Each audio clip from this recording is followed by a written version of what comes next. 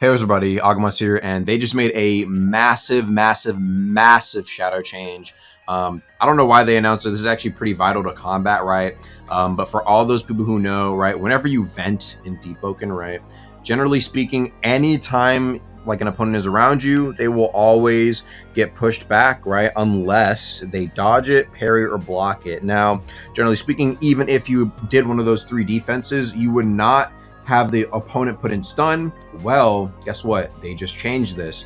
If you or your opponent parry a vent, right, the person who gets parried is put in stun if they vent it. Now, this doesn't apply to the block or the dodge, right? But as you can see here, the guy gets parried and he's unable to do anything because his opponent read his vent like perfectly and parried it, and it puts the other guy in stun. This is an insane change, because a lot of people before, the way they would kind of do this is instead of like parrying it, they would like kind of jump backwards and then do an aerial or back off you, right?